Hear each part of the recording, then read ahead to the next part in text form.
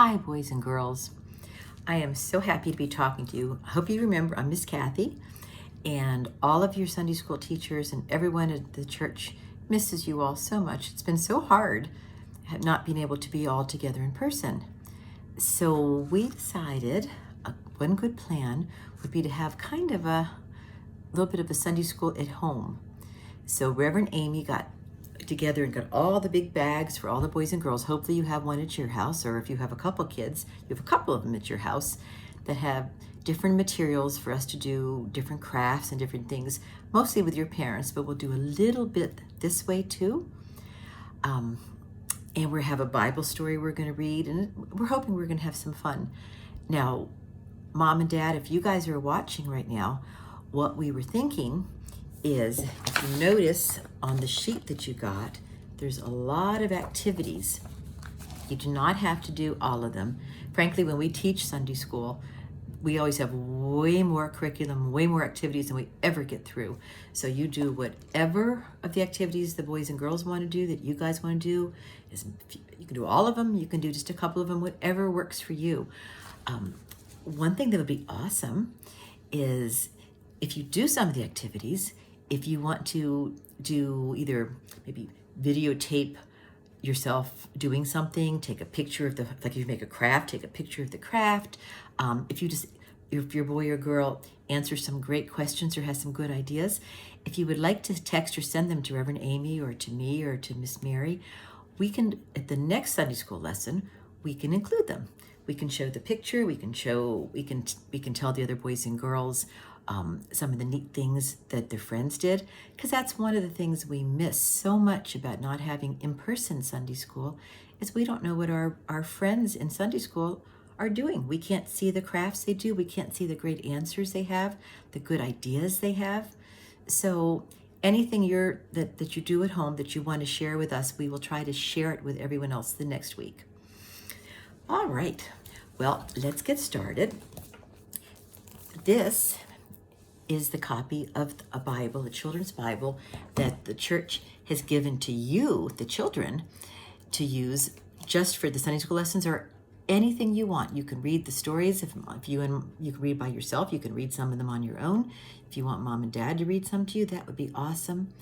But for the Sunday school lessons, we're going to read certain ones of them just together and talk about it together.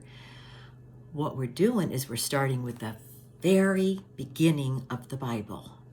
Very beginning, and that's called, the first part of the Bible is the Old Testament. That's before Jesus was born. This last part of the Bible is the New Testament, when Jesus was born.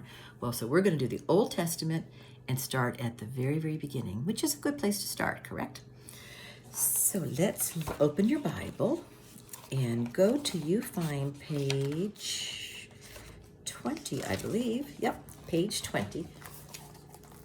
Looks like this. And if you notice this Bible, one nice thing about it, it has beautiful pictures, so full of colors, so lovely.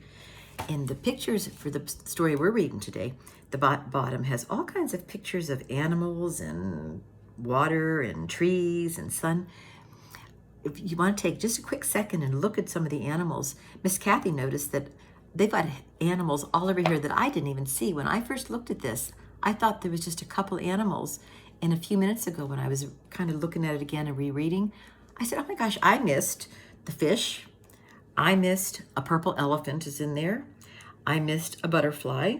And I missed the lizard. So if you want to take a quick peek, the fish are in the first page, and all the others, the purple elephant is up here by the sun, in case you didn't see him. Here's, if you can see it, there's the purple elephant, and then below him is the flamingos and the giraffe, and here's the butterfly I didn't see.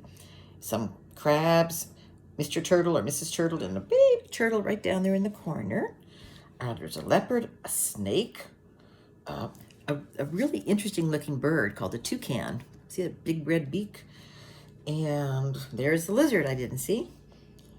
And I think maybe that's all. If I've missed anything, you let me know. You can put that on your email or text to me and tell me what I missed. All right, so We have a very good clue about what today's story is because of the picture. We see animals, the sun, we see clouds, we see water. I think that looks like mountains. So that gives us a clue, right? So we're going to read. I'm going to read out loud. If you can read, you can follow along. If you don't like to read, if you just want to listen, that is just fine. Even if you can read, if you still want to just listen, that's just fine. So this is the beginning of the Bible, is where we learn about how the world came to be. And in this Bible, it's called How God Made Everything. And it's taken from Genesis, which is the name of the book in the Bible, the way the grown-ups Bible looks. The very beginning of the book of Genesis, the very beginning of the Bible. All right, here we go. Long ago, before telescopes and microscopes, before scientists discovered everything they know today, people told stories about the beginning of the world. This is a story about the beginning of the world that the people of God told. And they thought that everything God made was beautiful. Well, at first, it was really hard to see. Water was everywhere, so God made light. The light you see every morning when you wake up, the sun. When God saw the light, God said, "Oh, it's beautiful." Then God moved the water around a little. Water, some of it God spread all over the world. Some of it God put up in the clouds for rain. God said, "Water is beautiful too." After that, God put the world's waters into the oceans, the lakes, and the rivers. Then the dry ground that you walk on appeared. In the ground, God planted grass and trees and everything that grows outside your window and outside everyone's windows. God even made the geranium in little pots that some people put on their windowsill. God said, "Oh, aren't all these plants beautiful?" To make sure we all have light day and night, God had made the big sun that you see every day. Then God made the moon and the stars you see when you lie on your back on the ground at night. And boys and girls, if you haven't done that, when it gets warmer again, tell Mommy and Daddy, let you go outside one night and just lie there in a field and look at the stars. Then God said, "Don't you think the stars, the moon, the sun is beautiful too?" Finally, God made all the animals everywhere, the fish and the crabs and the whales in the water, the birds flying up in the clouds in the sky. And then God made all the animals on the ground, around us on the ground. Then, finally, God made us, people. God said, "Wow, you're all beautiful." Then God spoke to us for the first time. God told us who we are and what we should do. God said, "You're all my people in the world that I made. I made you just enough like me that you also can see how beautiful everything is. Take care of the world. Keep it beautiful. Keep it just as beautiful as I made it."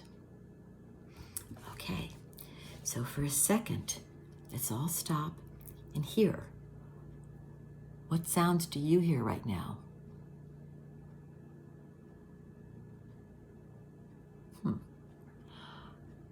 Well, I'm inside. So what I'm hearing is stuff going on outside because there's some men mowing the lawn outside. Not what you call nature, but that's all I can hear right now. But I bet if I went outside, in fact, I know if I went outside, I would hear the sound of children playing. And if I went outside in the morning, because I do, I would hear birds singing all over the place. Beautiful songs and also kind of ugly ones. Because there's some birds are songbirds and they have beautiful, beautiful tweet, tweet, tweet, tweet. And some are not songbirds and they do more caw, caw. Not so pretty. But still, it's their voices, their songs. I'll be interested if anyone wants to tell me what they heard.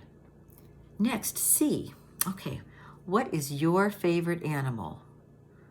And what color is your favorite flower?